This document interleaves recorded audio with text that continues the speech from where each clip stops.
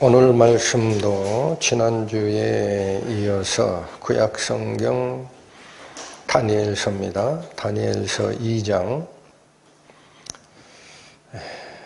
구약 페이지로 1232페이지, 다니엘서 2장 1절에서 30절까지 살피겠습니다.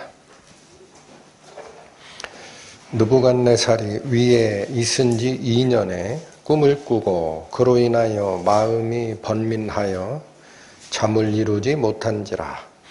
왕이 그 꿈을 자기에게 고하게 하려고 명하여 박수와 술객과 점쟁이와 갈대아 술사를 부르매 그들이 들어와서 왕의 앞에 선지라.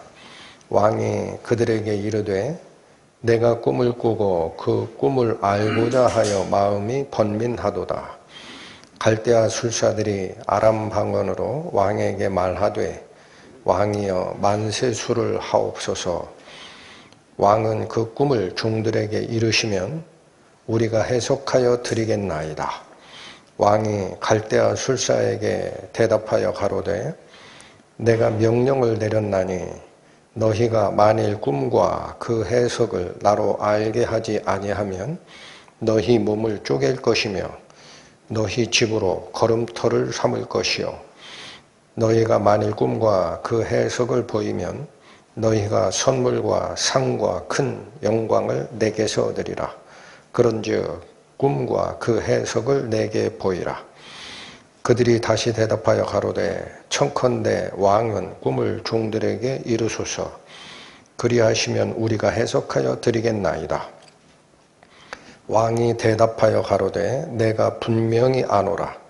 너희가 나의 명령이 내렸음을 보았으므로 시간을 천연하여 하려 함이로다. 너희가 만일 이 꿈을 나로 알게 하지 아니하면 너희를 처치할 법이 오직 하나이니 이는 너희가 거짓말과 망령된 말을 내 앞에서 꾸며 말하여 때가 변하기를 기다리려 함이니라. 이제 그 꿈을 내게 알게 하라. 그리하면 너희가 그 해석도 보일 줄을 내가 알리라.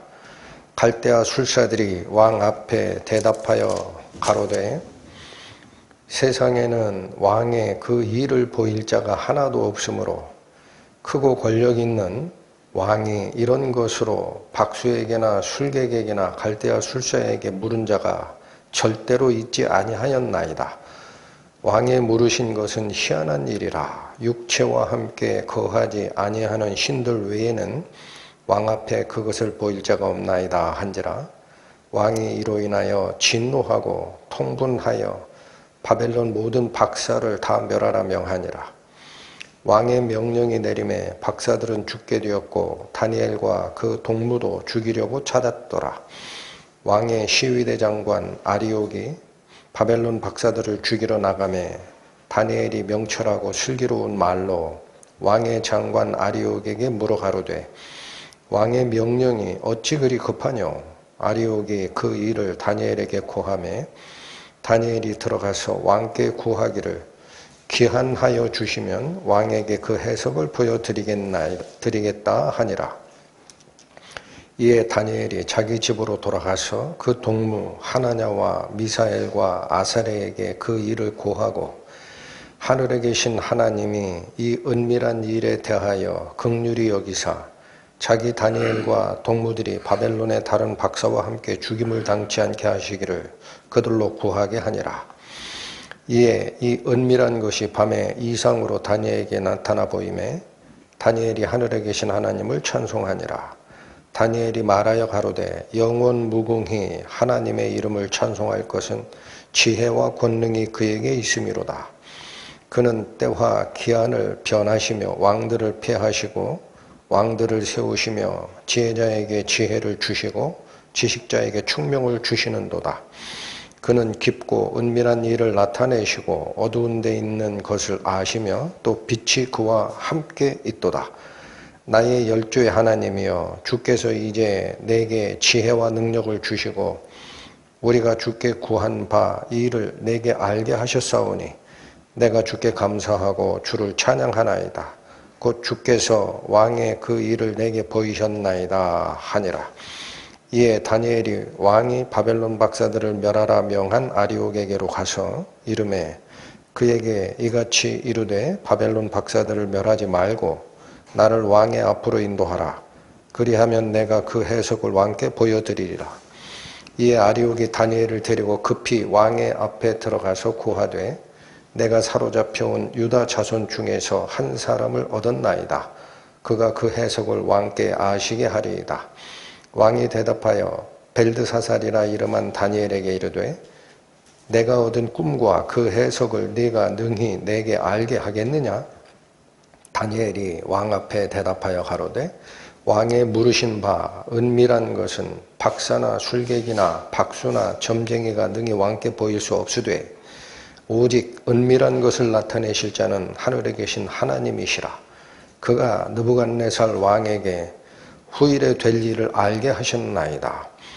왕의 꿈, 곧 왕이 침상에서 뇌 속으로 받은 이상은 이러하니이다. 왕이여, 왕이 침상에 나아가서 장래일을 생각하실 때에 은밀한 것을 나타내시는 이가 장래일을 왕에게 알게 하셨사오며 내게 이 은밀한 것을 나타내심은 내 지혜가 다른 인생보다 나은 것이 아니라 오직 그 해석을 왕에게 알려서 왕의 마음으로 생각하던 것을 왕으로 알게 하려 하심이니이다. 기도하시겠습니다. 하나님 아버지, 오늘은 다니엘서 2장 느부갓네살 왕이 꾼 꿈을 다니엘을 통하여 알게 하시는 하나님의 세상 이끌어 가심에 대해서 살피고자 합니다. 발견되는 말씀 속에서 오늘날을 살아가는 저희들에게 필요한 가르침 알려주시고 그 가르침대로 자기 생각 다시 정리하고 하나님께로 마음을 돌리는 은혜가 저희에게 있기를 원하오니 인도하여 주옵소서. 예수님 이름으로 기도 올립니다. 아멘. 다니엘서의 이 꿈에 관한 이야기는 교회를 얼마 정도만 다닌 분들은 대부분 아는 말입니다. 다니엘이 느부갓네살 왕이 꿨던 꿈을 해석해내는 이 과정이죠. 이거를 읽으시면서 무슨 생각들을 하셨나 이게 제가 궁금해요. 저도 처음에 이런 말씀을 읽을 때는 무슨 생각이 마음에 들었냐면요. 다니엘은 복도 많다 그렇게 생각했어요. 하나님만 아시는 비밀을 어찌 다니엘은 이렇게 알게 은혜를 주셨을까? 나는 다니엘에게 주신 은혜의 10분의 1만 줘도 좋겠다 이런 생각을 많이 했습니다. 그런 생각들 안 하셨어요? 그래서 여기 우리 하나 짚고 넘어갈 게 있어요. 꿈의 역할이 뭐냐라는 겁니다. 꿈의 역할. 특히 이 성경과 관련했을 때의 꿈의 역할이 뭐냐? 여러분, 꿈의 역할은 하나님의 뜻을 사람에게 전달하는 수단으로 이용되는 것이 맞습니다. 그런데 말씀이 완성되기 전에 그렇단 얘기지 말씀이 완성된 후에는 필요 없어지는 거예요. 이거를 아셔야 됩니다. 그렇지 않으니까 성경 말씀이 어렵다고 읽어도 모르겠다고 설교 말씀도 이해가 안 된다고 교회 다니면서 나도 꿈을 해몽하는 능력이 있으면 어떨까? 나는 병치유하는 은사가 있으면 어떨까? 이렇게 쓸데없는 떡고물에 신경을 쓰다 하나님의 뜻은 버리고 마는 겁니다. 여러분 민수기 12장 갑니다. 구약성경 215페이지 펴보십니다. 민수기 12장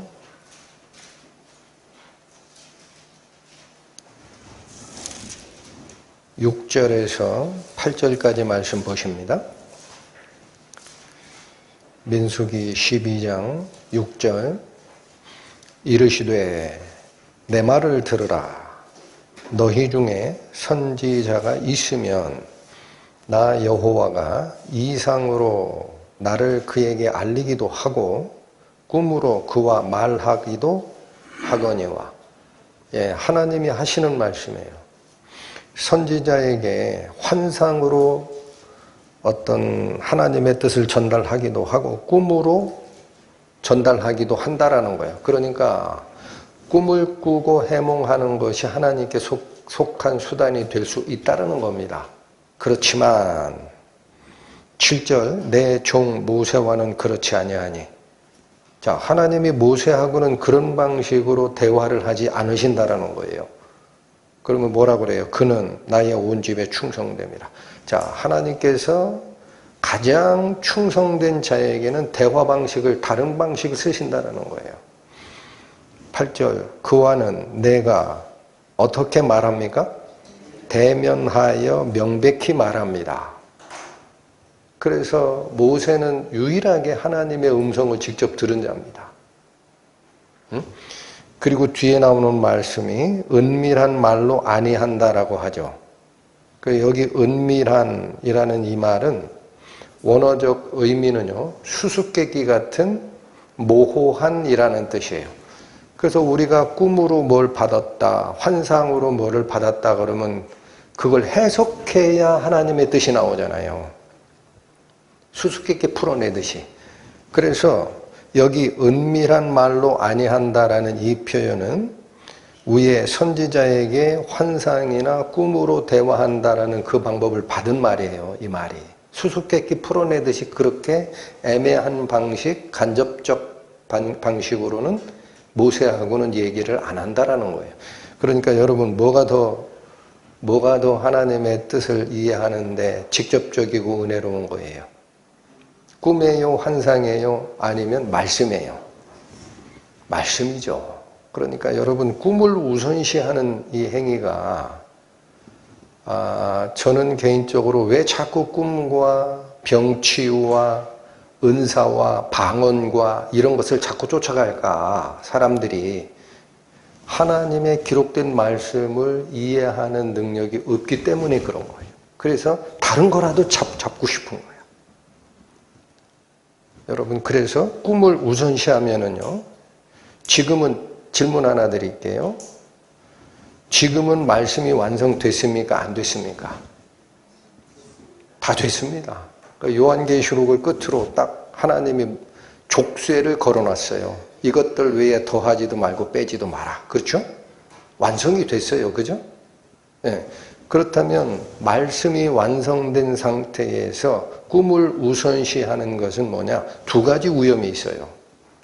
첫 번째 위험은 사람 머릿속에서 들어와 있는 생각을 하나님이 주신 계시다라고 착각할 위험성이 있습니다. 이걸 꼭 기억하셔야 돼요.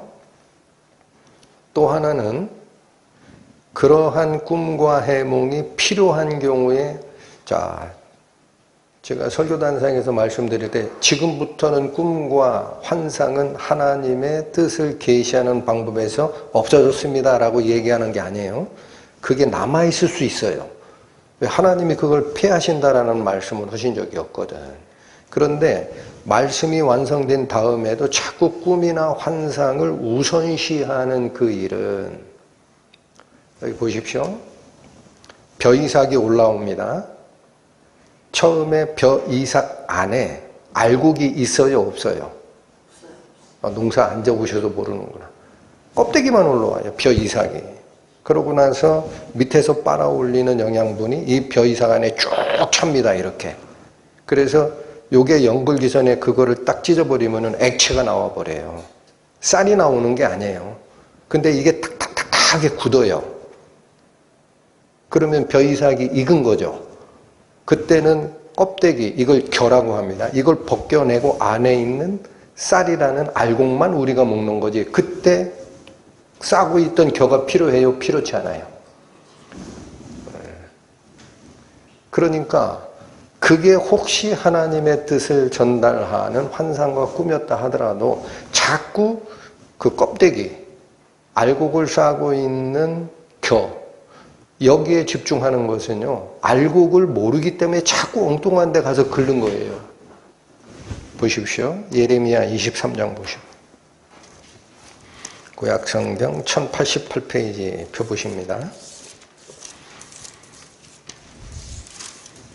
구약성경 1088페이지 예레미야 23장 가십니다.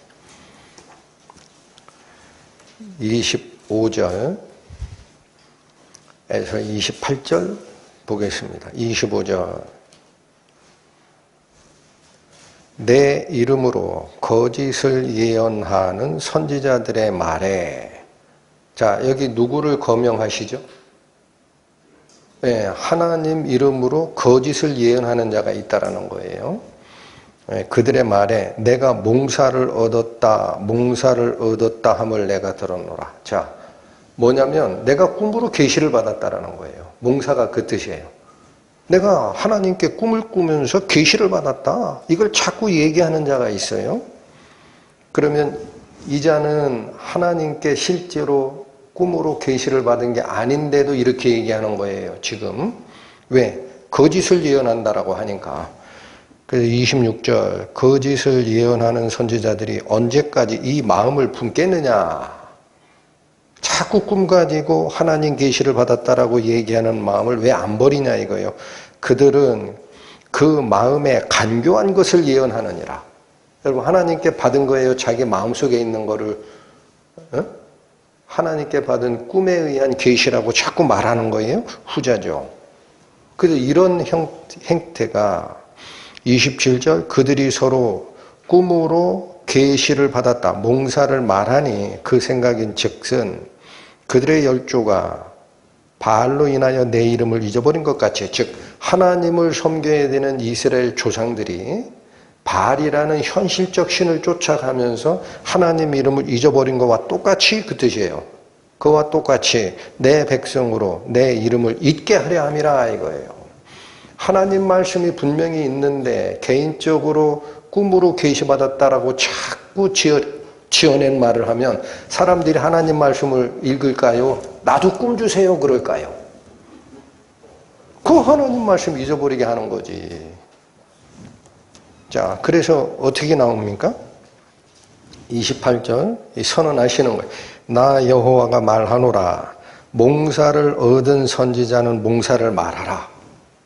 꿈으로 계시를 받은 자가 있다. 그러면 너는 꿈으로 받은 계시를 얘기해라. 내 말을 받은 자는, 이 사람은 꿈으로 계시받았어요? 하나님 말씀을 직접 받았어요? 후자죠. 하나님 말씀을 직접 받은 자는 성실함으로 내 말을 말하라 라는 거예요. 이 성실함이라는 거는 오직 하나님 말씀만을 말하라는 얘기예요. 딴 거 신경 쓰지 마라. 그러면서 뭐라 그래요? 겨와 밀을 어찌 비교하겠느냐? 여러분, 껍데기, 그게 꿈이었다라는 거예요. 말씀이 완성되기 전에는 필요했던 거예요. 그러나 알곡인 밀이 그 안에 열매를 맺힌 상태에서는 겨 얘기하지 마라, 이게 겨 얘기하지 마라. 이해가 되십니까? 자, 이거 돌아오십시오. 다니엘서를 읽을 때 제가 아주 믿음이 약한 초신자 시절에 느꼈던 유혹이 그거였어요. 내가 다니엘처럼 꿈을 하나님으로부터 해몽하는 능력을 받으면 내가 얼마나 좋을까, 그 생각을 했어요. 그런데 성경 전체를 읽고 나서 무슨 생각이 됐느냐? 헛다리 짚었구나. 여러분, 그래서 다시 한번 보십시오. 이 다니엘서가 기록된 배경을 보면 진짜 은혜 받은 사람이 맞아요. 다니엘은 그 당시에는 진짜 기가 막힌 은혜를 받은 거예요. 그런데 여러분, 성경 전체가 완성이 된 이 시대를 살고 있는 크리스찬들은 모세와 대면하여 이야기했던 하나님 말씀에서 시작해가지고 어디까지 다 알려줬어요. 12제자 중 사랑하는 요한이 받은 마지막 묵시까지 다 알려줬어요. 그럼 우리는 복을 얼마를 받은 거야? 다 받았지. 처음부터 끝까지, 창세기부터 끝까지, 그죠? 근데 왜 이상한 거 자꾸 쫓아가시냐고. 그래서 여러분, 오늘 결심하세요. 말씀으로 돌아가세요. 다른 건 다 겹니다, 겨. 그 입에 넣고 쭉쭉 빨아봐야 아무 소용이 없어요. 말씀이 이해가 안 되는데 어떻게 해요, 목사님? 기도하시면 돼요. 하나님이 약속하셨어요. 지혜가 부족한 자는 후히 주시고 꾸짖지 아니하는 하나님께 구하라. 하나님께서 말씀을 주신 이유가 그겁니다. 그래서 여러분, 제가 잔소리같이 얘기하는 게 이거예요. 집에 가서 성경 읽으시라고 하죠. 기도하시라고 하죠. 형제자매 간에 교제할 시간이 있으면 나 혼자 잘못된 길로 갈 수 있으니까 와서 교제하시라고. 이게 믿음이 넘어지지 않게 지지해주는 삼각 기둥이라고 제가 표현합니다. 말씀, 기도와 교제 꼭 기억하십니다. 그리고 오늘 본문으로 들어오셔야 돼요. 다니엘서 2장으로 갑니다. 1절부터 살핍니다. 느부갓네살이 위에 있은 지 2년에 느부갓네살이 왕에 올라간 지 2년에 그 뜻이에요. 꿈을 꾸고 그로 인하여 마음이 번민하여 잠을 이루지 못한지라. 자, 잠을 설칠 정도의 이상한 꿈을 꾸었더라. 2절 왕이 그 꿈을 자기에게 고하게 하려고 명하여 박수와 술객과 점쟁이와 갈대아 술사를 부릅니다. 여러분 여기 표현이 재미있어요. 왕이 그 꿈을 해석하게 하려고 부른 게 아니에요. 왕이 그 꿈을 자기에게 알려주게 하려고. 그러니까 왕이 잊어버린 거야. 꿈을 꾸고 잊어버렸어. 그러니까 꿈도 모르겠는데 흉몽 같아. 그러니까 야 이것 좀 알아내라 하고 박수, 이거는 마술사예요. 술객이라는 표현은 원어적 의미는 점성술사입니다. 하늘의 별의 운행을 보고 점치는 자. 점쟁이, 이 사람들은 그 무당과 같은 거죠. 또 갈대아 술사라고 표현하는 이 사람들은 그 당시 최고의 지혜자들을 얘기합니다. 다 불러 모았어요. 해서 불러 모아 그들이 들어와 왕 앞에 섭니다. 3절 왕이 그들에게 이르되, 자 명령 나가요. 내가 꿈을 꾸고 그 꿈을 알고자 하여 마음이 번민하도다. 해석을 알고자 한다는 표현을 안 쓰죠. 꿈을 알고 싶다라는 거야. 그러니까 이 정도인 것 같아. 신기하죠. 그러니까 4절 갈대아 술사들이 아람 방언으로 왕에게 말합니다. 여기 잠깐만 배경 설명 드릴게요. 바벨론 제국이 지금 현재 지도로는 어디쯤이냐면 이라크 지역입니다. 아람 지역은 어디냐면 그 약간 이쪽에 시리아 쪽이에요. 그래서 원래 바벨론 지역에서 쓰던 언어는 아카드어라고 있습니다, 따로. 근데 그게 너무 어렵대요. 그래서 평민들은 자, 바벨론 제국의 공식 문서는 아카드어로 기록이 되지만 평민들은 너무 어려워하니까 요 시리아, 이걸 지금 여기 성경에서 아람이라고 그래요. 아람. 이 평민어를 썼어요. 그래서 갈대아 술사들도 무슨 말로 와서 얘기하느냐? 아람 방언으로 한다 그래요. 아람 방언. 아람 말로 왕에게 말하되 왕이여 만세수를 하옵소서. 만수무강하십시오. 이렇게 인사를 한 다음 왕은 그 꿈을 종들에게 이르시면 우리가 해석하여 드리겠나이다. 당연한 말이죠. 이 사람들은 꿈을 해석하는 능력은 가지고 있으니까 꿈이 뭔지를 말씀해 주시면 우리가 해석을 해드리겠습니다. 그랬더니 5절 왕이 갈대아 술사에게 대답하여 가로되 내가 명령을 내렸나니 너희가 만일 꿈과 그 해석을 나로 알게 하지 아니하면, 자, 두 가지 요구사항이 명령이었어요. 꿈 해석하라는 게 아니에요. 먼저 뭘 맞춰라. 네, 꿈을 알게 하라 이거예요. 그래서 꿈과 그 해석 두 가지를 나로 알게 하라. 그렇지 아니하면 너희 몸을 쪼갤 것이며 너희 집으로 걸음토를 삼을 것이라. 멸문지화를 당할 것이라. 이 엄명을 내린 겁니다. 6절 너희가 만일 꿈과 그 해석을 보이면 너희가 선물과 상과 큰 영광을 내게서 얻으리라. 그런즉 꿈과 그 해석을 내게 보이라. 자, 둘 중 하나다. 죽든가? 멸문지화를 당하고 죽든가? 나한테 어마어마한 상급을 받든가. 조건은 꿈도 알려줘야 되고 해석도 해야 돼요. 그러니까 여기 참 난감한 상황에 처한 겁니다. 뭐가 난감하냐? 꿈을 얘기해 주면은 이 꿈의 구성 요소를 가지고 어떻게 뜻을 만들어내는지를 연구했던 사람들이 그 당시에 이 갈대아 술사들이거든요. 그런데 꿈부터 얘기를 안 하고 무조건 알아내. 그러니까 여러분 여기 두 가지가 지금 구분되는 거예요. 어떤 상황, 꿈이든 환상이든 어떤 상황이 주어졌을 때 그걸 분해해내는 능력은 학문으로 키워낼 수가 있어요. 이걸 그렇게 연습을 했던 사람들이에요. 평생에. 그런데 꿈 먼저 알려내라 라는 얘기는 사람의 배움과 학술로 알아내는 영역이 아닌 겁니다. 그건 어떻게 해야 알아요? 신적 예지력이 있어야 돼요. 신적 예지력. 그죠? 그런데 그걸 요구를 하니까 왕이 그걸 요구한 거예요. 해석력을 요구한 게 아니고 신적 예지력을 동원해서 내가 잊어버렸던 꿈을 알려내라 라는 거예요. 그러니까 이게 참 난감하죠. 아니면 죽는 거니까. 그래서 7절 마지막 또 얘기합니다. 아니면 죽는다라는 얘기를 들은 후에도 7절 그들이 다시 대답하여 가로되 청컨대 왕은 꿈을 종들에게 이루소서 그리하시면 우리가 해석하여 드리겠나이다.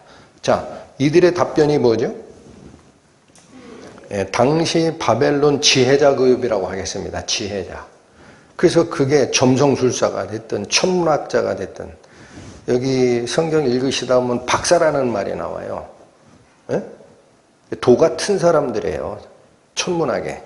그래서 점성술사, 천문학자, 마술사, 점쟁이 누가 됐든 간에 바벨론 지혜자 그룹은 똑같이 얘기한 게 뭐냐?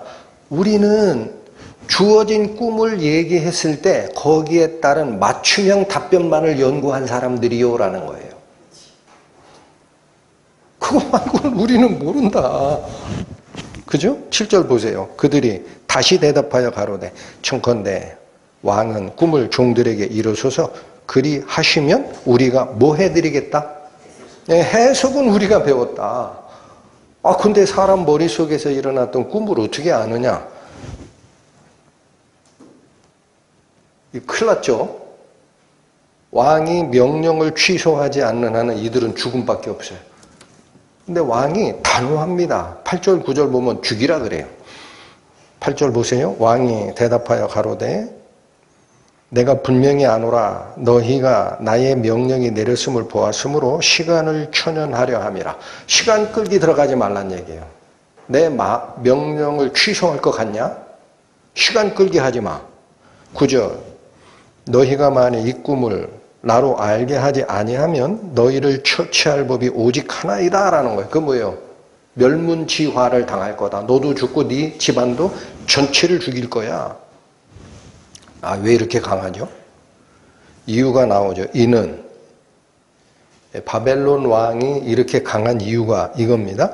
너희가 거짓말과 망령된 말을 내 앞에서 꾸며 말하여 때가 변하기를 기다리려는 의도밖에 없다 이거예요. 못 알아맞추는 자는. 이제 그 꿈을 내게 알게 하라. 그리하면 너희가 그 해석도 보일 줄 내가 알지라. 그러니까 신적 예지력을 먼저 입증해야 그 뒤에 너희가 제시하는 꿈에 대한 해석도 신의 답변인 줄 내가 알지 않겠냐라는 뜻이에요. 자, 근데 여기 보시면 조금 특이한 말을 합니다. 너희가 거짓말과 망령된 말을 내 앞에서 꾸며 말하려고 하지 마라 그래요. 이게 무슨 뜻이죠? 그들이 누군가가 꿈을 얘기해 주면 그 요소를 분해해서 이 뜻이요라고 분해하는 해석 능력은 학술적으로 가진 사람이라고 제가 표현했죠. 근데 왜 거짓말이고 망령된 말이라고 하느냐? 재미있게도요. 성경에서 거짓말과 망령된 말을 이렇게 정의하는 곳이 있습니다. 거짓말이 뭐가 거짓말이냐? 진짜 신과 소통하지 못하는 점쟁이들의 말을 다시 진짜 신과 소통하지 않은 상태의 점쟁이들의 말을 거짓말이라 그래요. 한번 봅니다. 이사야 44장 봅니다. 구약성경 1021페이지 펴보십니다. 이사야 44장 24절, 25절 보겠습니다. 이사야 44장 24절. 내 구속자요 모태에서 너를 조성한 나 여호와가 말하노라. 자, 요 선언 좀 잘 기억하세요. 하나님은 당신을 뭐라고 설명을 해요? 생명을 너에게 준 자라는 거예요. 모태에서 너를 조성한 이라는 뜻이. 그 다음에 생명이 태어나도 죄를 지으면 죽을 수밖에 없잖아요. 그걸 구원해내는, 값을 주고 구원해내는 것도 하나님이라는 거예요. 그게 구속자요 모태에서 조성한 자예요. 이해가 되세요? 한마디로 생명도 주시고 그 생명이 죽음으로 향하는 것을 보시면 구원도 해내는 분이다라는 거예요. 여호와 하나님이. 그 다음에 뭐냐? 나는 만물을 지은 여호와라. 이건 뭐예요? 창조주라는 얘기예요. 자, 다시 보세요. 우리 인간에게 제일 중요한 선언은 생명을 처음에 주시기도 하시고 그 생명이 죽음으로 가고 있으면 구원해내는 하나님이라는 거고, 사람을 포함한 전 3차원 우주 공간의 개념에서는 만물을 만드신 창조주라는 얘기예요. 이게 가장 중요한 선언입니다. 이게 진짜 신이라는 거예요, 여러분. 이거 아닌 것은 전부 가짜다라는 거예요. 다시 읽겠습니다. 24절. 내 구속자요 모태에서 너를 조성한 나 여호와가 말하노라. 나는 만물을 지은 여호와라. 나와 함께 한 자 없이 홀로 하늘을 폈으며 땅을 베풀었다. 그럼 뭐예요? 나 이외에 창조주로 참여한 신이 없다라는 거예요. 속지 마라. 그리고 말씀하시는 게 25절이에요. 거짓말하는 자의 징조를 폐하며 점치는 자를 미치게 하며 지혜로운 자들을 물리쳐 그 지식을 어지럽게 할 것이다. 자, 이게 무슨 뜻이에요? 24절은 유일한 신, 창조주 하나님, 생명의 근원 되시는 하나님만이 유일하다라는 거고, 25절 그 진짜 신과 연결됨이 없이 점치거나 예조를 말하는 자들은 전부 거짓말쟁이라는 거예요. 이해가 되셨어요? 그런데 오늘 느부갓네살 왕이, 그래서 여기 잘 보셔야 됩니다. 성경 말씀은 단어 하나가 우리를 끌고 가는 방향이 은혜로워요. 느부갓네살이 하나님을 안 믿는 자인데 왜 갑자기 꿈부터 알아맞히라고 하느냐? 해석 말고 꿈부터 알아맞혀야 돼. 즉 신적 예지력을 먼저 보여 라고 얘기하면, 그거 안 하는 자는 내 앞에서 다른 말 하지 마라. 전부 거짓말이고 망령된 말을 하는 거니까. 느부갓네살 입을 통해서 뱉은 말이지만 성경에서 이거를 다 뭐라고 한다? 진짜 신과 교통하지 못하는 점쟁이들의 말이 거짓말이라는 거예요. 망령된 말은 뭐라고 할까? 성경에서 하나님 말씀이요라고 하는 자가 있어요. 자, 여기 보세요. 나는 하나님으로부터 계시받았다라는 사람도 있고, 나는 천지신명으로부터 계시받았다라는 사람이 있고, 나는 처녀보살한테 계시받았다, 나는 관우장군한테 받은 무당이다. 여러 사람이 있을 때 하나님으로부터 계시받았다라는 거 외에 나머지는 거짓말쟁이인 거예요. 그런데 하나님으로부터 계시를 받았다라고 주장하는 사람도 있어, 여럿이. 근데 진짜가 아닌 자들은 뭐라고 불러야 되느냐? 망령된 자라고 부릅니다. 보십니다. 예레미야 23장. 예레미야 23장. 구약 1089페이지 펴보십니다.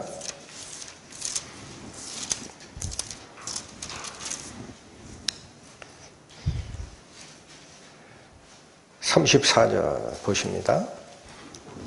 예레미야 23장 34절. 또 여호와의 엄중한 말씀이라 하는 선지자에게나 제사장에게나 백성에게는 내가 그 사람과 그 집에 벌하리라, 이렇게 얘기하세요. 그 왜 이럴까요? 여호와의 엄중한 말을 받지도 않고 하니까. 그래서 뒤에 나옵니다. 36절. 다시는 여호와의 엄중한 말씀이라 말하지 말라. 한번 또 경고합니다. 각 사람의 말이 자기에게 중벌이 되리니 왜 엄한 벌을 내린다 하시느냐? 이는 이유가 나와요. 너희가 사시는 하나님 만군의 여호와 우리 하나님의 말씀을 망령돼 있음이니라. 하나님한테 받은 말씀이 없는데도 내가 하나님의 말씀을 받았다. 하나님의 근엄한 말씀을 받았어. 라고 하는 자는 망령된 자입니다. 이해되십니까? 그래서 다시 오시면 다니엘서 2장 9절에 느부갓네살이 결코 자기가 내렸던 명령이 있습니다. 꿈 먼저 알아맞추고 그리고 해석을 해야 된다라고 얘기하는 그 이유 중에 9절이 이렇게 나와요. 너희가 만일 이 꿈을 나로 알게 하지 아니하면 즉 신적 예지력을 보이지 아니하면 그 뜻이에요. 너희를 처치할 법이 오직 하나이니 너희가 거짓말과 망령된 말을 내 앞에서 하려고 하는 의도가 있기 때문이다라는 거예요. 그러니까 느부갓네살 왕 입에서 나오는 단어인데 사실은 성경적으로 보면 뭐예요? 진짜 신과 소통하지 못하는 그런 엉뚱한 점쟁이 말 하지 말고 하나님한테 예제받았다라고 얘기하는데 거짓말인 진짜 받지도 않은 건데 받았다라고 얘기하는 거짓말도 하지 말고 그러면 죽는다라는 거예요. 10절 갈대아 술사들이 왕 앞에 대답하여 가로되 자 이제 마지막 왕의 선언이 나갔습니다. 왕의 선언이 나갔더니 갈대아 술사들이 이렇게 얘기합니다. 이제 진실에 가까워져요. 세상에는 왕이 그 일을 왕의 그 일이 뭐예요? 꿈꾼 거죠. 왕의 그 일을 보일 자가 하나도 없으므로 크고 권력 있는 왕이 이런 것으로 박수에게나 술객에게나 갈대아 술사에게 물은 자가 절대로 있지 아니하였나. 생각해 보십시오. 왕이시여. 왕 이전에 거기 뭐라고 해요? 크고 권력 있는 왕이라고 하죠. 절대 권력을 가졌던 선왕들이 많이 있었지 않습니까? 그 사람 중에 꿈부터 알아맞혀라 라고 한 사람이 한 사람도 없습니다. 그러는 거예요. 왕만 희한한 얘기를 하신다. 그 꿈을 알아맞출 사람이 있었으면은 왕보다 먼저 사셨던 절대 권력을 가진 왕들 중에도 꿈 먼저 알아맞추라고 요구한 왕이 있었을 거 아니냐? 없다. 그러니까 뭐예요? 우리한테 무리한 요구하지 말라는 거. 그 11절 확실하게 나옵니다. 왕의 물으신 것은 뭘 먼저 물었어요? 꿈 먼저 알아맞춰라. 왕의 물으신 것은 희한한 일이라. 그런 건 과거에 없었던 거예요.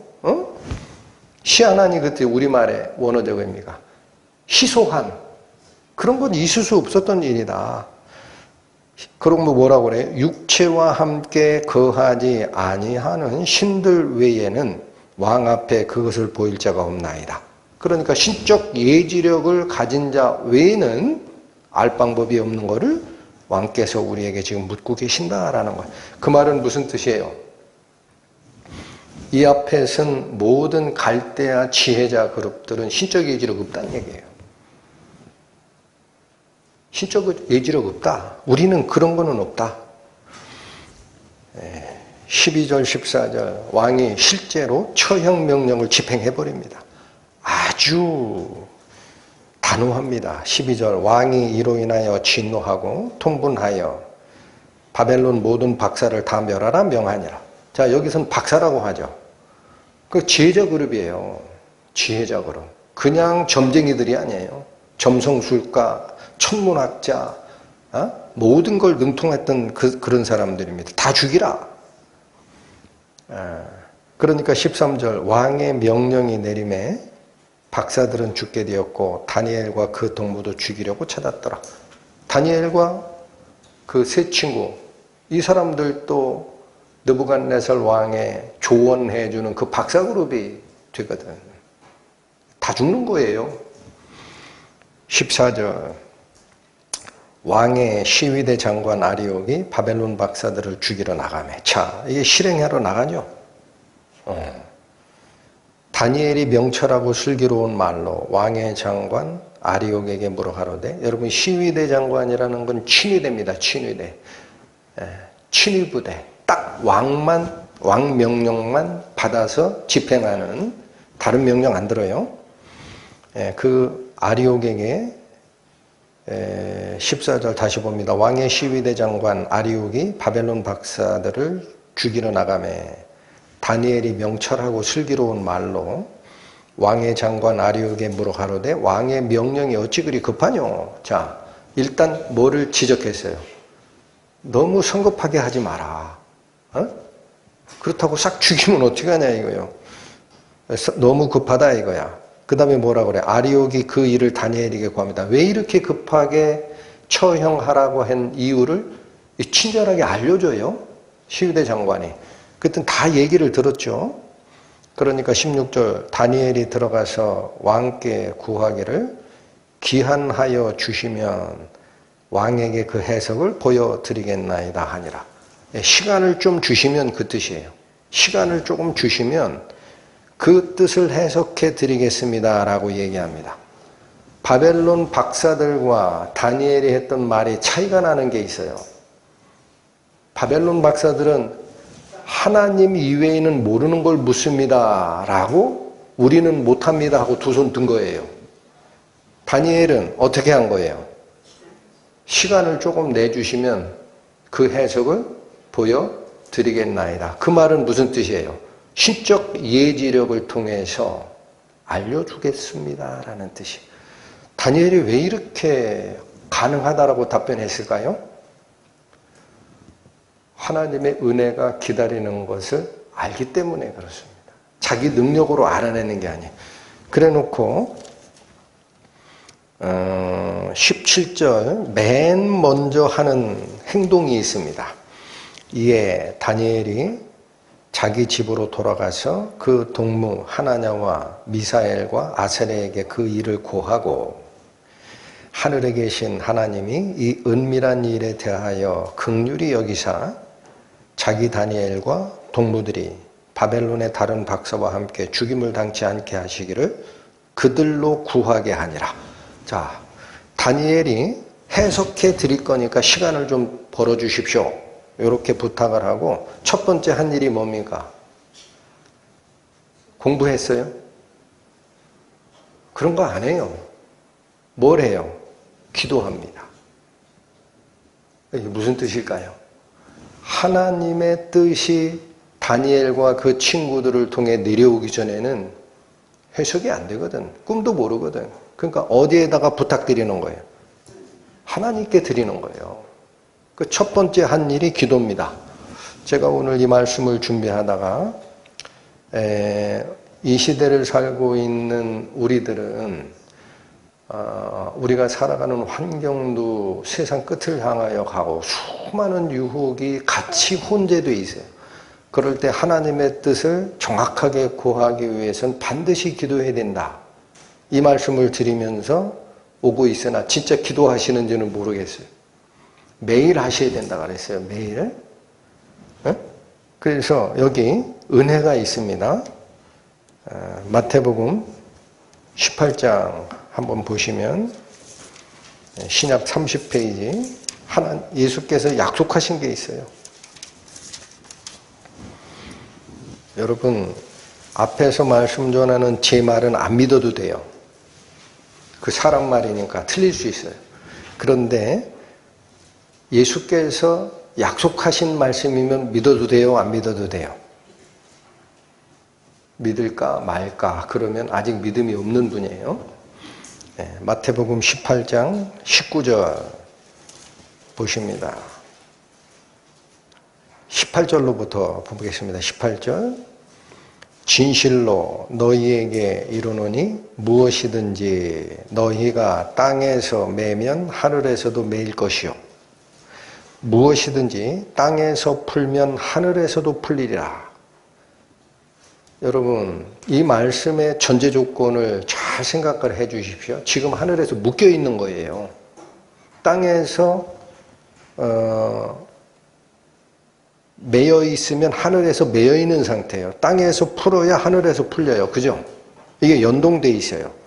그러면서 뭐라고 말씀하시느냐? 19절 진실로 다시 너희에게 이르노니 너희 중에 두 사람이 땅에서 합심하여 무엇이든지 구하면 이게 땅에서 푸는 행위입니다. 아시겠죠? 은혜의 보따리가 하늘의 창고에 꽉 차 있는데 문이 안 열려 있어요. 그게 묶여 있는 거예요. 근데 그 하늘에 있는 묶여 있는 은혜의 보따리를 풀어내는 방법은 19절 너희 중 두 사람 연합하란 뜻이에요. 땅에서 합심하여 무엇인지 구하면 이게 땅에서 푸는 행위야. 하늘에 계신 내 아버지께서 저희를 위하여 이루게 하시리라. 20절 두세 사람이 내 이름으로 모인 곳에는 나도 그들 중에 있느니라. 아멘. 네. 여러분 그래서 믿음의 선진들이 하는 말씀들이 똑같습니다. 하늘아버지께서 없어서 못 주는 게 아니에요. 잘 기억해서 들으셔야 돼요. 하나님께서 못 줄 게 어디 있어요. 하늘에 다 있어요. 하늘의 보화. 하늘의 보물창고에 가득 차 있어요. 근데 왜 나한테 안 내려오느냐? 내가 땅에서 묶어놨기 때문에 그래요. 여기서 풀어야 되는데 묶어놨기 때문에 안 내려오는 거예요.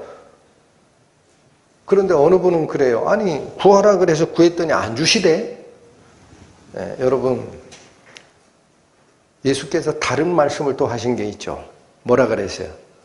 너희가 얻지 못하면 구하지 아니하며 구하여도 얻지 못하면 정욕에 쓰려고 잘못 구함이라. 그래서 안 주시는 거예요. 그거 줬다가 큰일 나거든. 어린애가 면도칼 달라고 그래서 줬어요. 구하는 대로 줄게 했는데 어린아이가 예리한 면도칼 달래요? 주면 안 돼요. 부모가. 그거 사용하는 방법 몰라. 여기 거버리면 어떻게? 안 주는 거야. 다칠까 봐. 자, 이게 우리 믿음 안으로 들어와야 됩니다. 에베소서 한 번 더 봅니다. 에베소서 6장 신약 316페이지. 그래서 우리 예수님을 우리의 구세주로 믿고 쫓아가는 믿음의 성도들, 우리 크리스찬들에게는 어떤 일을 하더라도 출발점이 있습니다. 출발점. 어디서 출발하느냐? 기도하고 출발해야 돼요. 자, 내가 할 수 있는 일을 시작할 때도 하나님께 기도해야 돼요. 다시요. 내가 할 수 있는데 왜 기도해요? 내가 할 수 있는 일을 시작할 때도 기도하라 그랬어요. 왜 그렇게 해야 돼요? 내가 할 수 있는 일이라고 마음대로 가다가 방향 틀어주면 어떡하냐고. 응? 내가 할 수 없는 일이면 더욱 기도해야 돼.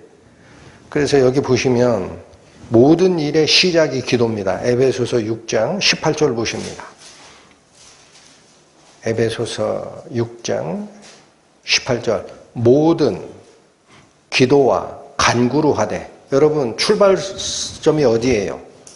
기도와 간구입니다. 나를 위해서 구하는 게 기도고 굳이 구분을 한다면 간구라는 건 다른 사람을 위한 중보기도를 표현할 때 쓰는 말이에요. 그래서 기도와 간구로 하고 무시로 어느 땐 하고 어느 땐 하지 말고 그러지 말란 얘기예요. 항상 그 뜻이에요. 성령 안에서 기도하라. 그러니까 이 기도 얘기를 하면은 대부분의 우리 성도들이 뭐냐면 내가 필요한 것만 자꾸 구해요. 내가 필요한 것만. 여러분 우리 말씀사랑교회 성도 여러분 몇 분 안 계세요. 바로 옆에 있는 다른 성도의 사정을 생각하고 기도하십니까? 내 것만 기도하시잖아요? 하다가 안 되면 안 들어주시네. 여기 잘 보셔야 됩니다. 모든 기도와 간구로 하되 무시로 항상 그 뜻이에요. 성령 안에서 기도하고 내 생각으로 기도하지 마세요. 성령의 뜻이 뭘까 생각하고 기도하시고 이를 위해 깨어 구하는데 뭘 위해 구하라고 돼 있어요? 여러분 이게 시작이 되면 하나님의 은혜가 여기 잘 보십시오. 제가 어린 아이들이 읽는 책에서 배운 교훈이 있어요. 어느 나라에 팔을 굽힐 수 없는 병이 퍼졌어. 이게 안 돼. 이게 뻣뻣해. 그러니까 욕심쟁이 나라에서는 있죠. 다 굶어 죽었어요. 왜 안 될까? 먹을 수가 없어. 그죠? 근데 옆 나라 그 사랑의 나라에 가보니까 다 살았어. 왜 그러나 했더니요. 주는 거야. 저 사람은 주는 거야. 서로 먹여줘. 다 살았어. 여러분, 다른 성도를 위해서 구하는 기도 연습하셔야 됩니다. 그게 곧 뭐냐면요. 내가 사는 길이에요. 여러분, 제가 이 말씀을 드리고 싶어서. 믿음의 공동체가 같이 사는 방법은 이겁니다. 남을 위해서 구하는 연습을 하세요. 응? 그러면 내가 사는 겁니다. 자, 이게 가장 중요한 가르침이 아니었나. 다시 오늘 본문으로 돌아오십니다. 다니엘서 2장 17절. 자, 다니엘이 첫 번째 했던 일이 자기와 함께하는 친구 셋, 다니엘을 포함해서 넷이죠. 이들에게 함께 기도하자라고 한 겁니다. 함께 기도하자. 19절. 기도의 응답이 내려옵니다. 이에 이 은밀한 것이 밤의 이상으로 다니엘에게 나타나 보입니다. 자, 여기서 하나 단어를 좀 공부를 해야 됩니다. 19절부터 은밀한 것이란 말이 나와요. 7번이 나옵니다. 오늘 본문에 19절 이에 이 은밀한 것이 18절부터 나왔죠. 하늘에 계신 하나님이 이 은밀한 일에 대하여, 그죠? 18절에 한 번, 19절에 이 은밀한 것이 또 한 번, 22절에 그는 깊고 은밀한 일을, 여기 또 나와요. 그 다음에 다니엘이 느부갓네살 왕에게 설명할 때 또 나옵니다. 27절 다니엘이 왕 앞에 대답하여 가로되 왕의 물으신 바 은밀한 것. 28절 오직 은밀한 것을 나타내시는. 29절 왕이여 왕이 침상에 나아가 장례를 생각하실 때 은밀한 것을 나타내시는. 30절 내게 이 은밀한 것을 나타내시면 7번. 이 정도 나왔단 얘기는 뭘까? 알아봐라 라는 얘기예요. 알아봐라. 야, 이 은밀한 게 하나님의 뜻을 나타내는 7이야. 7번 나왔어. 무슨 뜻인지 알아봐라. 그냥 넘어가지 말고. 그래서 이 은밀한 것이라는 단어를 원어로 쫓아가니까 있죠. 아람어입니다. 아람어. 아까 그 갈대아 술사들이 사용했던 그 당시 그 나라 말 아람. 아람어로 라즈라고 읽힙니다. 라즈. 그게 무슨 뜻이냐 했더니 비밀이에요. 또는 감추어진 것입니다. 그 우리가 비밀을 시크릿이라고 하죠. 시크릿은 오픈된 거예요? 감춰진 거예요? 그 단어예요. 영어 성경으로 번역하면 이 라즈가 시크릿이에요. 시크릿. 비밀이야. 그러니까 이 비밀이라는 말이 7번을 쓰이는데 시간 내서 나중에 다시 읽어보세요. 이 은밀한 것에서는 은밀한 것이라는 이 단어와 연결될 때는 반드시 하늘에 계신 하나님하고 연결이 돼요. 우리 본문에서. 그래서 그게 뭐냐? 저는 이 라즈, 아람어로 라즈고 나중에 연결되는 구약 성경에 보면 소드 또는 사타르라고 읽히는 이 단어들이 히브리어로 비밀입니다. 여기는 라즈라는 것은 왜 단어가 다르냐 하지 마시고 이건 아람어예요. 그래서 똑같이 비밀 이런 얘기를 하는데 이 비밀, 은밀한 것, 감춰진 것이라는 것은 사람이 알 수 없는 하나님의 계획을 얘기할 때 씁니다. 안 잊어먹으시겠죠? 성경에서 은밀한 것, 감추어진 것, 비밀 이런 얘기를 할 때 뭐를 얘기하는 거다? 사람, 땅에 있는 사람은 알 수 없는 하늘에 계신 하나님의 계획을 얘기할 때 쓰는 단어란 얘기예요. 그러니까 이 꿈에 대한 것은 하나님의 계획 안에 있던 거지 그냥 내 머릿속 느부갓네살 왕이 걱정하느라 꿨던 악몽이 아니에요. 그래서 여기 보십시오. 아모스 3장 가보십니다. 1277페이지 구약성경 1277페이지 아모스 3장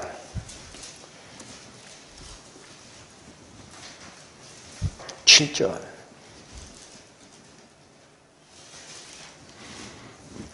주 여호와께서는 자기의 비밀을 그 종 선지자들에게 보이지 아니하시고는 결코 행하심이 없으시리라. 여기 비밀 나오죠. 이거는 아람어가 아니라 히브리어입니다. 이게 소드라고 읽히는 히브리어인데 이게 비밀이에요. 그래서 이 하나님의 비밀을 자기 종 선지자들에게 보이시고 하시는 게 하나님의 속성이야 라고 얘기하는 이게 뭐냐? 하나님의 계획이에요. 하나님의 계획. 그 선지자를 보내는 이유가 하나님의 계획을 땅에 있는 사람들에게 알려주고 싶은 겁니다. 여러분, 사람이 구해서 하나님 계획이 있으시죠? 그거 저한테 저희 믿음과 신앙생활을 위해 필요한 걸 보여주십시오라고 요청하면 하나님이 보여주신다? 안 보여주신다? 보여주신다? 안 보여주신다? 여기 말씀대로 가야 돼요. 그 종 선지자들에게 보이지 아니하시고는 결코 행하는 일이 없으시리라. 이게 하나님의 큰 원칙이라는 거예요. 근데 여러분 딱 하나를 금한 게 있습니다. 절대 안 보여주는 게 있습니다. 예수님이 선언했어요. 때와 기한에 관하여는 하늘에 있는 천사도 모르고 나도 모른다 그랬어요. 아들도 모르고 오직 아버지 한 분만 아시느니라. 너희 알 바가 아니라. 거기까지 자꾸 관심 쏟지 마라. 그건 하나님의 전권적 주권사항이다. 그거 빼놓고는 필요한 거 계획이 있으면 알려줍니다. 여러분, 그래서 오늘 다니엘에게 이 비밀이 알려지는 거예요. 다시 오십니다. 다니엘서 2장. 아까 20절까지 20절 읽으셨나? 다시 읽고 가죠. 19절부터 이에 이 은밀한 것이 밤에 이상으로 다니엘에게 나타나 보이며, 자, 환상으로 보여줬어요. 다니엘이 하늘에 계신 하나님을 찬송하니라. 얼마나 감사하겠습니까? 죽을 거 살았네. 20절 다니엘이 말하여 가로되 영원 무궁히 하나님의 이름을 찬송할 것은 지혜와 권능이 그에게 있음이로다. 하나님은 능치 못함이 없구나. 그리고 나서 하나님께서 가지고 계신 그분의 권한사항을 21절, 22절에 또 한 번 얘기합니다. 그는, 여기 그는이 누구죠? 여호와 하나님이에요. 여호와 하나님은 때와 기한을 변하시며 왕들을 폐하시고 왕들을 세우시며 지혜자에게 지혜를 주시고 지식자에게 총명을 주시는 일을 하신다라는 거예요. 여기 다시 잘 보십시오. 21절이 굉장한 의미입니다. 여기 때와 기한이라고 된 게 있어요. 때와 기한. 그래서 이 뜻이 뭘까 하고 봤더니 구약 성경을 헬라어로 바꾸는 번역 성경이 있습니다. 70인역이라고 있어요. 거기 가보면은 때와 기한을 카이로스, 크로노스 이렇게 바꿨어요. 그래서 신약 성경도 마찬가지입니다. 예수께서 말하는 때와 기한은 아버지 권한하에 둔 것이라 할 때 나중에 그 신약 성경이니까 헬라어입니다. 가보세요. 카이로스하고 크로노스예요. 자, 여기 조금 복잡하지만 또 말씀을 드릴게요. 크로노스라는 건 뭐냐면 우리 사람이 느끼는 시간 개념입니다. 우리는 1시간하고 하루하고 다르죠. 하루하고 1년하고 다르죠. 1년하고 1000년이 다르죠. 그죠? 더울 때가 있고 추울 때가 있고 낮이 있고 밤이 있고 달라요. 사람이 느끼는 시간 개념을 크로노스라고 합니다. 크로노스. 하나님은 이 시간 개념 안에 갇혀 있을까요? 초월해 계실까요? 하나님은 더위와 추위를 못 느끼세요. 육체를 가지신 분이 아니에요. 하루든 한 달이든 1년이든 1000년이든 하나님 입장에서는 같이 느끼실 수 있어요. 그래서 이 카이로스라는 개념이 하나님이 지정하는 결정적 순간을 얘기하는 단어입니다. 카이로스. 이해되셨어요? 네, 여러분 시계 돌아가는 이게 크로노티칼한 시간 개념이고 하나님이 결정적 순간에 언제가 됐든 딱 내가 요구하는 때에 이 일을 하리라라고 지정한 그때 그거를 카이로스라고 합니다. 이게 그 뜻이에요. 너무 어려우면 그렇지 않아도 싫어하시는데 자, 제가 왜 21절을 중요하다고 얘기하느냐면요. 때와 기한을 변하시며 라는 이 말을 다른 말로 바꿔줘. 여러분, 시간이 흘러가면서 남겼던 흔적들을, 다시요. 시간이 흘러가면서 남겼던 흔적들을 우리는 뭐라고 하느냐? 역사라고 합니다. 그죠? 그 히스토리라고 하잖아. 그러니까, 때와 기한을 바꾸어 나가신다라는 이걸 다른 쉬운 말로 하면 하나님이 역사를 이끌어 가신다라는 거예요. 하나님이 뭐를 이끌어 가신다. 예, 그러니까 그냥 지구가 몇억 년 됐고 앞으로도 몇십억 년 갈 거야. 쓸데없는 소리를 하지 마시라고. 예? 하나님이 이끌어 가신다라는 거예요. 때가 되면 끝낸다. 또 뒤 얘기가 더 중요하죠. 왕들을 폐하시고 왕들을 세우신다라는 게 뭐예요? 정치 지도자를 해임도 하시고 임명도 하십니다. 임명권자가 누구다? 이 당시만 그랬겠지. 아니라니까요. 지금도 그래요. 제가 가끔 말씀드리죠. 세계 정세가 아무리 위험하고 아무리 우리가 이해할 수 없는 방식으로 흘러간다 하더라도 지금 세계 정세, 군사적인 결정, 정치적 결정을 이끌어내는 모든 정치 지도자들은 하나님이 당신의 장기판에 세우는 말들입니다. 잘 기억하셔야 됩니다. 역사의 주관자는 누굽니까? 하늘에 계신 하나님이에요. 아멘. 이걸 모르니까 불안한 거예요. 이걸 모르니까 어떻게 된 거야? 신경 끊으셔도 돼요. 하나님이 정치 지도자들을 해임도 하고 임명도 한다. 자, 뒤에 말씀이 뭐예요? 지혜자에게 지혜를 주시고 지식자에게 총명을 주시는도다. 자, 이거 IQ 100짜리 120으로 IQ 130짜리 150으로 올려준다는 뜻이 아닙니다. 성경이 얘기하는 지혜와 지식은 하나님을 아는 거예요. 달라요. 사람이 얘기하는 그 머리 좋은 거 있죠? 그 잔꾀예요, 잔꾀. 성경이 얘기하는 지혜를 주시고 지식을 깨닫게 한다라는 이 표현은 3차원 공간에 gat혀있는 사람의 논리체계를 벗어난 하늘에 계신 하나님을 이해하는 능력이 지혜고 지식입니다. 그러니까 결국은 무슨 뜻이냐? 요 21절을 하나로 묶어버리면 역사를 이끌어 가시고 또 하나님이 직접 내려와 다스리는 게 아니니까 그 역사에 영향을 미칠 수 있는 정치 지도자들을 해임도 하시고 임명도 하시고 그걸 통해서 위에 하나님 계심을 알라라는 하나님과 영원한 세상에 대한 지혜를 깨우쳐 주시는 역할을 누가 하신다. 이것만큼 하나님을 잘 표현한 게 어디 있을까? 이걸 얘기한 거예요, 다니엘이.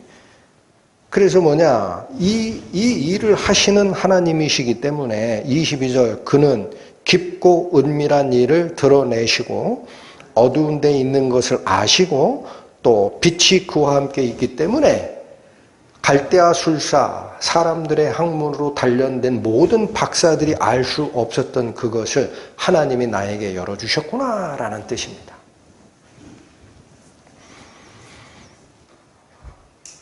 찬양 올리는 게 마땅하죠? 23절은 찬양입니다. 나의 열조의 하나님이여. 여러분 여기 한 번 더요. 나의 열조의 하나님이라는 거는 다니엘의 조상 이스라엘의 하나님을 얘기하는 거잖아요. 그러니까 자꾸 이런 말이 나오면 민족신을 왜 우리는 이스라엘 사람도 아닌데 쫓아가느냐, 이렇게 잘못된 이 개념을 받아들이는 경우가 있습니다. 다시 강조합니다. 성경에서 우리 열조의 하나님, 우리 조상의 하나님이라고 얘기할 때는 이스라엘 민족신을 얘기하는 게 아니에요.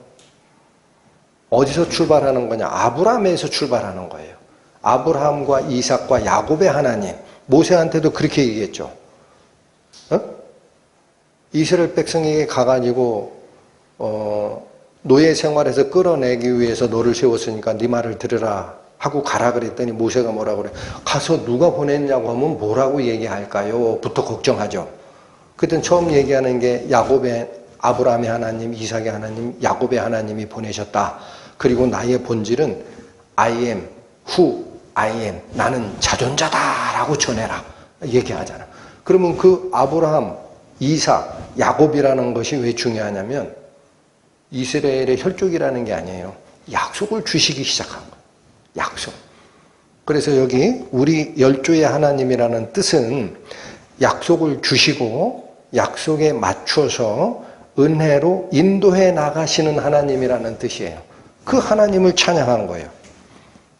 23절 읽습니다. 나의 열조의 하나님이여 주께서 이제 내게 지혜와 능력을 주시고 우리가 주께 구한 바 이 일을 내게 알게 하셨사오니 내가 주께 감사하고 주를 찬양하나이다. 곧 주께서 왕의 그 일을 내게 보이셨나이다 하니라. 모든 거를 여러분 성경 읽을 때 당연한 것 같은데 만약에 지금 시대를 살고 있는 누구에게 하나님이 꿈으로 현몽하고 야 지금 미국하고 이란 전쟁이 어떻게 될지 아냐? 내가 너한테 하나 알려줄까? 하고 뭘 딱 줬다고 가정하세요. 그럼 뭐라고 할까요? 입이 근치러워가지고 야 있잖아 내가 이거 비밀 받아서 하나님한테 그렇게 얘기할 사람이 19일 거야. 여기 다니엘의 마음은 뭐예요? 그런 교만이 하나도 없습니다. 하나님 찬양 받으십시오. 그죠? 이게 진정한 하나님의 은혜를 받는 자의 마음입니다. 찬양을 100% 올려드렸어요. 24, 26절 이제 느부갓네살 왕 앞에 갑니다. 이에 다니엘이 왕이 바벨론 박사들을 멸하라 명한 아리옥에게로 가서 시위대 장관이었죠. 이름에 이제 내가 알았다라는 거죠. 그에게 이같이 이릅니다. 바벨론 박사들을 멸하지 말고 나를 왕의 앞으로 인도하라. 그리하면 내가 그 해석을 왕께 보여드리라. 이제 발견했다. 사람들 죽일 필요 없어. 25절 이에 아리옥이 다니엘을 데리고 급히 왕의 앞에 들어가서 고하되 내가 사로잡혀온 유다 자손 중에서 한 사람을 얻었나이다. 이게 무슨 뜻이에요? 바벨론으로 포로 잡혀왔던 이 유다인들 중에서 그 중에 한 사람 지혜자를 내가 발견했어요. 26절 왕이 대답하여 벨드사살이라 이름한 다니엘에게 이르되 내가 얻은 꿈과 그 해석을 내가 능히 내게 알게 하겠느냐? 자, 똑같죠? 해석만 가져오는 것은 싫다 이거야. 뭐를 알게 할 수 있느냐? 꿈과 해석. 그러니까 왕은 신기한 거예요. 야, 이거 꿈도 알아맞춘다고 네가 진짜로? 그럼 네가 진짜 신의 계시를 받은 게 맞냐? 이렇게 물은 거랑 같습니다. 27절 다니엘이 왕 앞에 대답하여 가로되 왕의 물으신 바 은밀한 것은 자 여러분 이제 이거 이해하셨을 거예요. 그래서 제가 자꾸 판 거예요. 다니엘서에서 은밀한 것이라는 단어가 나오면 뭐라고 바꿔 읽어도 돼요. 사람이 알 수 없는 하나님의 계획 아시겠어요? 그렇게 바꾸셔야 은혜가 돼요. 오직 사람이 알 수 없는 하나님의 계획을 이 뜻이에요. 박사나 술객이나 박수나 점쟁이가 능히 왕께 보일 수 없다. 하나를 부인합니다. 그거 하늘에 계신 하나님의 계획인데 학문적으로 숙달되고 연습했던 지식, 인간의 지식을 가진 지혜자가 어떻게 알겠습니까? 그건 모르는 게 당연한 거예요. 이걸 처음 선언을 하고 28절 오직 자, 딱 한 방법밖에는 없다. 오직 은밀한 것을 나타내실 자 이분은 하늘에 계신 누구라? 그래서 바로 이게 하나님의 계획이었다는 거예요. 그가 즉 하나님께서 그 뜻이에요. 느부갓네살 왕에게 후일에 될 일을 알게 하셨나이다. 그래서 왕의 꿈 곧 왕이 침상에서 뇌 속으로 받은 이상은 바로 이것을 나타내기 위한 거였다. 여기 하나만 더요. 28절에 보면은 이 꿈에 대한 얘기는 다음 주에 설명을 드립니다. 느부갓네살 왕이 꾸었던 그 꿈이 후일에 될 일이라고 표현했어요. 그럼 후일이면 내일 일어날 거예요? 1년 뒤에 일어날 거예요? 10년 뒤에요? 100년 뒤에요? 1000년 뒤에요? 언제예요? 애매한 표현이죠. 그래서 여기 이 후일에라고 하는 이 후일이라는 이것이죠. 이게 원어적으로는 아하리트라고 읽히는 단어인데 이것도 아람어일 것 같아. 아하리트. 뜻이 뭐냐? 시대의 마지막입니다. 그냥 뒷일을 얘기하는 게 아니에요. 그러니까 여러분 다음 주에 설명드릴 그 신상에 대한 꿈은 이 시대가 어느 시대인지는 얘기를 안 해요. 근데 이 시대 어떤 기간이 있어요. 이 시대의 제일 끝에 일어날 일을 얘기한 거지 느부갓네살 왕 당대의 얘기를 한 게 아니에요. 그래서 이 말 후일이라는 이 아하리트라는 이 단어가 어디서 쓰이느냐 하고 봤더니 8장 23절 보십니다. 8장 23절 보시면 이 말씀이 있죠. 이 네 나라 마지막 때에 패역자들이 가직할 즈음 한 왕이 일어나리니 거기 보면 이 네 나라의 마지막 때 할 때 그 마지막 때 있죠. 여기는 앞에 서시고구가 있어요. 이 네 나라의 끝에라는 뜻이에요. 한 번 더 12장 8절 봅니다. 12장 8절 내가 듣고도 깨닫지 못한지라 내가 가로되 내 주여 이 모든 일의 결국이 어떻게 삼나이까 하고 다시 물어요. 그때 그 말에 결국이라는 단어이죠. 결국. 이게 영어로는 the end입니다. 끝입니다. 끝. 이 단어가 오늘 다니엘서 2장 28절에 후일에 될 일 할 때 그 후일에라는 단어랑 같은 단어입니다. 그러니까 여러분 앞으로 설명드릴 신상에 대한 꿈은 하나님이 정하신 어떤 시대의 끝에 일어날 일을 얘기한 거예요. 그리고 다시 오십니다. 그걸 알려주겠다라는 거다.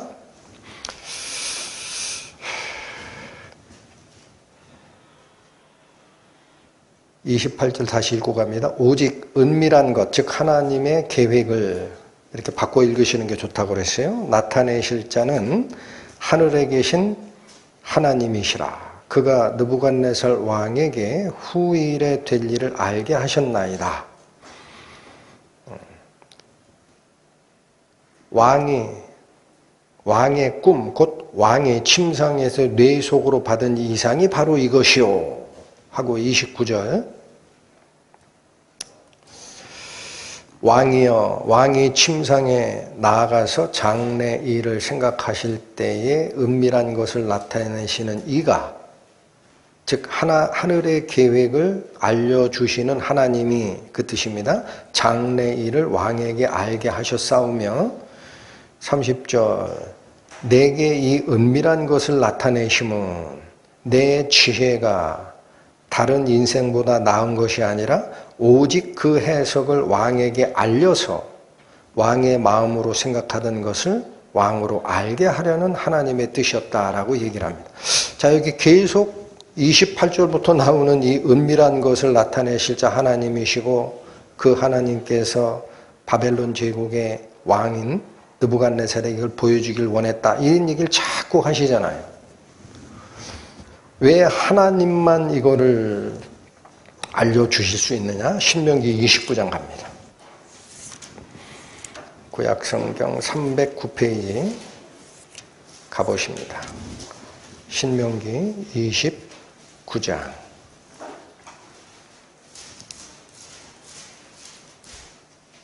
29절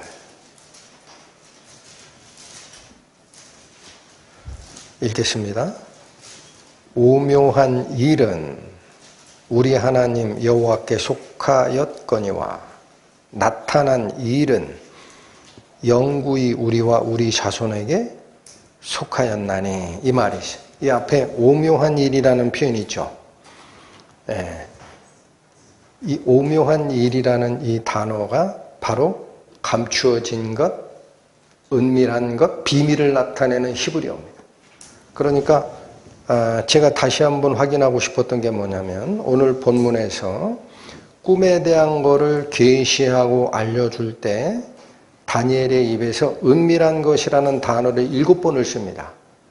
그럼 이게 뭐냐 했더니 그게 곧 사람은 알 수 없는 하늘에 있는 하나님의 계획이었다라는 거예요. 그래서 여기 신명기 29장 29절에서도 오묘한 일이라는 이 단어가 오늘 다니엘서가 얘기하는 은밀한 것, 감추어진 것이라는 것과 똑같은 단어입니다. 그러니까 이 비밀이라는 얘기를 할 때는, 하나님께 대한 비밀이라는 얘기를 할 때는 구약 성경을 읽으실 때 뭐라고 기억하시면 됩니까? 하늘에 있는 하나님의 계획입니다. 요거를 알려주시는 것은 하나님의 직권적 권능이고, 나타난 일이라는 것은 그 하나님의 계획이 땅에서 실현되는 것은 인간에게 속한 일이다라는 거예요. 자, 다시 본문으로 다니엘서 돌아오시길 바랍니다. 29절, 30절 다시 봅니다. 29절, 왕이여, 왕의 침상에 나아가서 장래일을 생각하실 때에 은밀한 것을 나타내시느니, 즉 하나님께서 장래일을 왕에게 알게 하셨다. 그러니까 악몽을 꾸고 잊어버리고 고민하게 이 만드는 이유는 갈대아 술사들 같은 인간적 지혜로 해석을 못하게 한 겁니다.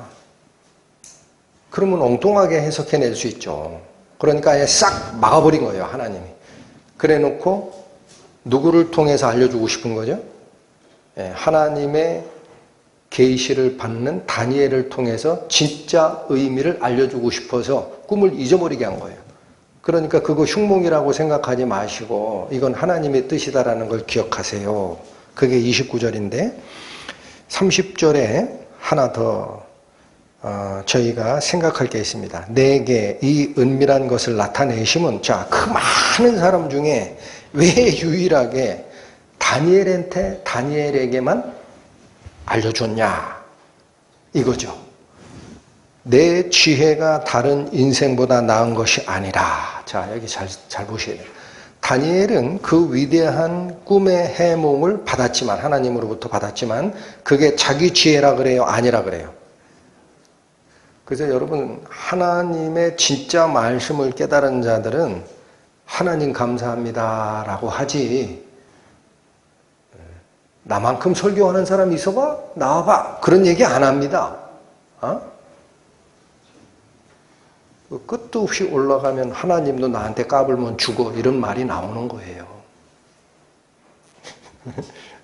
참 정신없어요.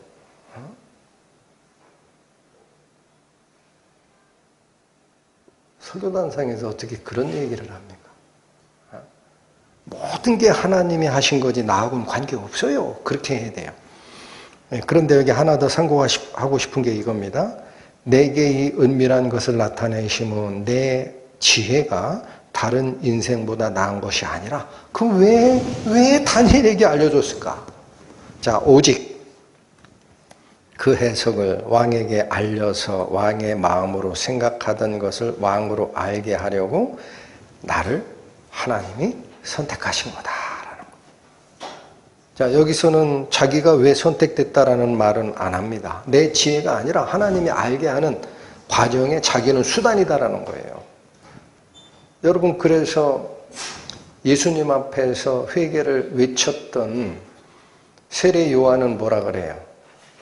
이스라엘 백성들이 가서 물었죠. 네가 모세냐, 엘리야냐, 뭐냐, 네 정체를 대라. 그랬더니 세례 요한이 뭐라 그래요? 그래, 내가 그 정도는 유명한 자야. 이렇게 얘기 안 하죠. 뭐라 그래요? 나는 아무것도 아니라 그래요. 나는 광야에서 외치는 자의 소리라. 나는 녹음기야. 나보고 하라는 얘기 틀어주는 녹음기야.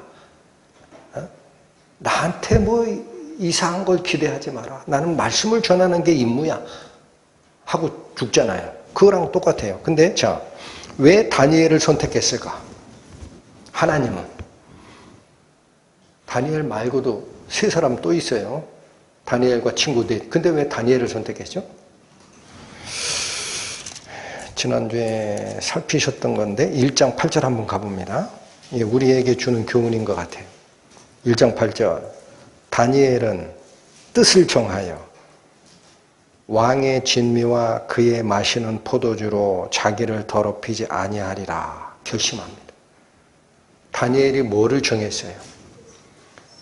바벨론 왕이 베풀어주는 호의호식과 그 문화와 연락과 이런 걸로 하나님을 향해 가고 있는 자기의 신앙을 더럽히면 안 된다라는 결심을 했다라는 거예요. 여기는 다니엘과 그 세 친구라고 안 하고 딱 누가 결심했다고 돼 있어요. 다시 읽어보세요. 8절. 다니엘은 누구는? 다니엘과 그 친구는이 아니죠. 다니엘은 뜻을 정하여 하나님을 향하여 나아가는 신앙 여정에 세상 백성, 세상 임금이 주고자 하는 이 부귀영화에 그대로 오염되는 것을 나는 용납 못하겠다 하고 결심한 겁니다. 여러분, 그래서 하나님이 누구를 선택해서 쓰시느냐? 누구 같아요? 디모데후서 봅니다. 신약성경 345페이지 보십니다. 디모데후서 2장 20절 21절 두 절을 읽겠습니다. 찾으셨습니까? 디모데후서 2장 20절 큰 집에는 금과 은의 그릇이 있을 뿐 아니요 나무와 질그릇도 있어서 귀히 쓰는 것도 있고 천히 쓰는 것도 있나니. 자, 이거는 어떤 인간 세상의 어느 집에, 대갓집에 금그릇, 은그릇, 질그릇, 놋그릇 많지 않냐? 그리고 용도가 각각 있지 않냐라는 예를 든 겁니다. 예를 든 거예요. 21절 그러므로 누구든지 자, 나는 금그릇이 아니니까 귀하게 못 쓰일 거야. 나는 날 때부터 흙수저야. 나는 질그릇이야. 하나님이 나를 통해서 뭐를 하겠냐? 그렇게 생각하지 말란 얘기예요. 그러므로 금그릇은 그래요. 누구든지예요. 예, 그러므로 누구든지 이런 것에서 자기를 어떻게 하면? 예, 이게 다니엘이 정했던 이런 것에서 자기를 어떻게 하지 아니하리라. 더럽히지 아니하리라 결심한 거예요. 예? 이런 것에서 자기를 깨끗하게 하면 더럽힘을 나는 입지 아니하리라 라고 결정을 하면 그게 누구든지 귀히 쓰는 그릇이 되어 거룩하고 주인의 쓰심에 합당하여 모든 선한 일에 예비함이 되리라. 자, 여러분 예정론 자꾸 얘기하다 엉뚱한 데 빠지는 사람 많아요. 누가 귀히 쓰이고 누가 천히 쓰이는 거 하나님이 다 정하니까 나는 날 때부터 그런 사람으로 안 세우셨어. 하나님이 정한 거니까 내가 어떻게 하겠냐. 여러분 이 말이 그 뜻이에요. 금그릇, 은그릇 아니고 질그릇이라 하더라도 이런 것에서 자기를 깨끗게 하면 하나님은 다 쓰신다 그래요. 믿으십니까? 믿으십니까? 다니엘이 했던 결정이 있어요. 내가 이런 것들로 나를 더럽히지 아니하리라 라고 마음을 정했다. 그러니까 다니엘이 그 사람을 쓰는 거예요. 신학도 마찬가지예요. 이런 것에서 자기를 깨끗게 하는 결정을 한 자들은 귀히 쓰는 그릇이 된다. 이런 것이 뭐냐 이게. 이런 것이 뭐냐. 이런 것이 뭐예요. 22, 23절에 나옵니다. 한 번 더 봅니다. 또한 네가 청년의 정욕을 피하고 주를 깨끗한 마음으로 부르는 자들과 함께 의와 믿음과 사랑과 화평을 조치라. 어리석고 무식한 변론을 버리라. 이에서 다툼이 나는 줄 알미라. 자, 이 세상이 우리를 이끌고 가는 것은요. 요즘 세상에 더 그런 것 같아요. 응? 주식해서 몇 억을 벌었다고 하지를 않나. 대기업이 영업이익이 몇십조 나온다고 하니까 영업이익의 15%는 우리 거야 라고 때를 쓰지를 않나. 세상에 어디로 가는지 모르겠어요. 그런 것들이 다 뭡니까? 정욕을 위해서 청년의 정욕을 피하고 주님을 쫓아가는 깨끗한 신앙의 길에 서리라. 나는 거기에 휩쓸리지 아니하리라. 마음을 정하는 자가 하나님이 뭘 보시는 거예요? 질그릇이면 어떻고, 놋그릇이면 어떻고, 은그릇이면 어떻고, 금그릇이면 어때? 보시고 하나님을 향한 순결한 신앙을 위해 다른 유혹은 내가 결코 내 안에 담지 않으리라 라고 결정한 자를 하나님이 보시는 겁니다. 딱 쓰시는 겁니다. 다니엘처럼.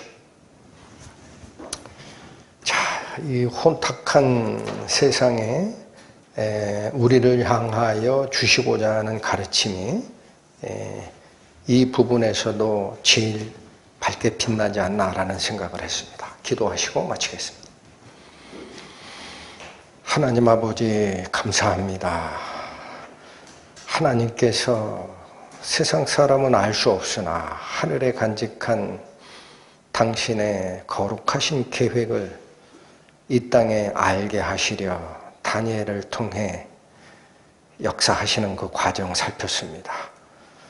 비단 다니엘뿐 아니라 별 볼 일 없는 저희라 할지라도 하나님을 향한 깨끗함에서 나는 반드시 세상의 유혹으로 더럽히지 아니하리라 결심하는 귀한 성도들 되게 하여 주시고 그 뜻을 가슴에 품고 하나님께서 잘하였다 착하고 충성된 종아라고 말씀하시는 그 순간까지 세상에 눈 돌리지 않는 저희 될 수 있도록 인도하여 주옵소서. 예수님 이름으로 기도 올립니다.